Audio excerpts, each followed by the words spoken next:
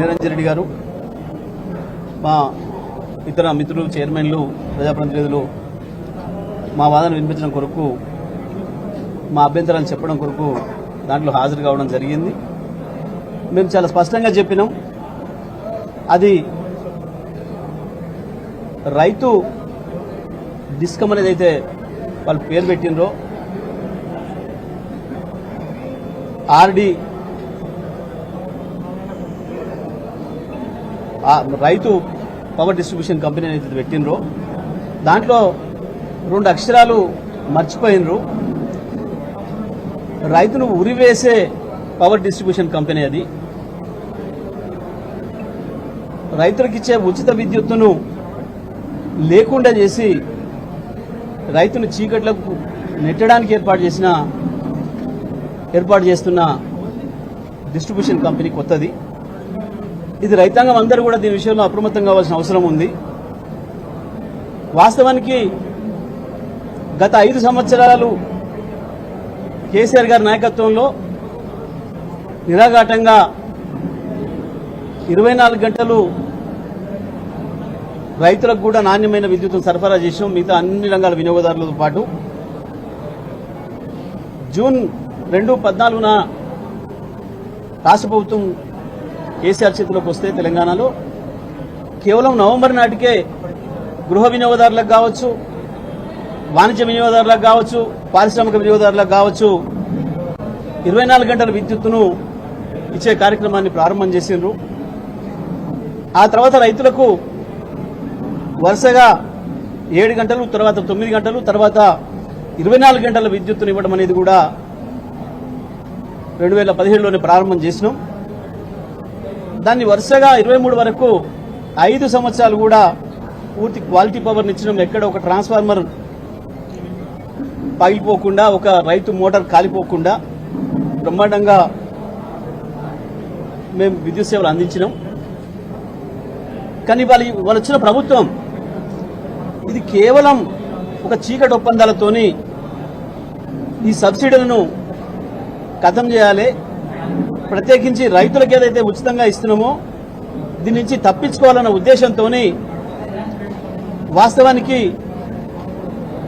ఏదైతే పేమెంట్స్ వస్తాయో రెగ్యులర్గా వసూలు ఏదైతే జరుగుతాయో ఆ కనెక్షన్లన్నీ వేరు చేసి కేవలం సబ్సిడీలు ఇచ్చే కనెక్షన్స్ను వేరు చేసి ఒక పథకం ప్రకారం వాటిని వేరే వాళ్ళకి అప్పచెప్పడం కొరకు, పూర్తి ప్రైవేటీకరణ చేయడం కొరకు చేసే కుట్రలో భాగంగానే ఇవాళ ఈ 3వ డిస్కామ్ ప్రతిపాదన తప్ప ఇంకోటి కాదు. ఒక్క మాటలు చెప్పాలంటే రైతులకి, తెలంగాణ రైతాంగానికి, సాధారణ ప్రజలందరికీ కూడా అర్థమయ్యే భాషలో చెప్తా ఉన్నా, 2 ఆవులను వేరు చేసి ఒక కోడెను సాదుకున్న పద్ధతుల్లో ఆ ఆవులను ఎవడికో అమ్ముకొని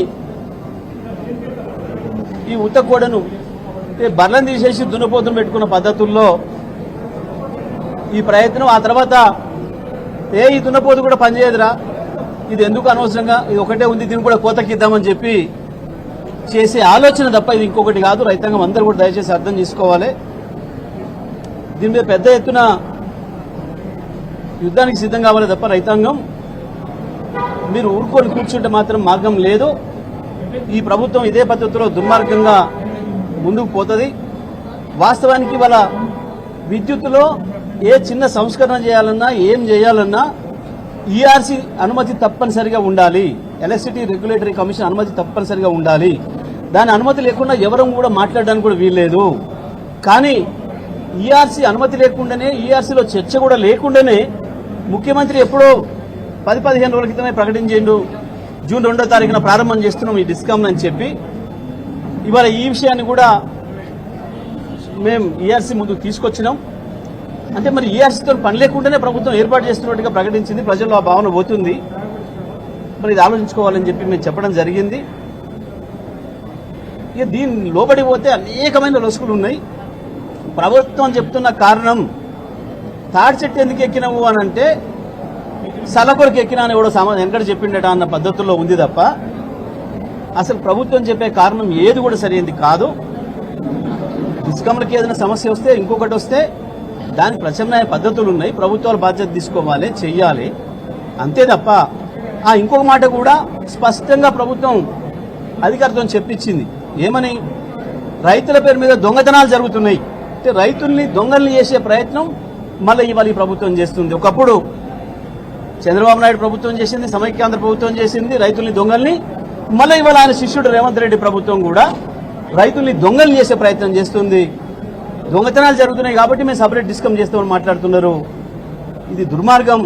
ఇంకొకటి కూడా దీని ద్వారా రైతాంగం ప్రధానంగా తెలుసుకోవాల్సింది, మీకు ఇప్పుడున్న లైన్మెన్లు అందరూ పోతారు, కేవలం మండలానికి ఒక్కరు లేదా ఇద్దరు, పెద్ద మండలం అయితే ఇద్దరు, చిన్న మండలం అయితే ఒకరే లైన్మెన్ ఉంటాడు.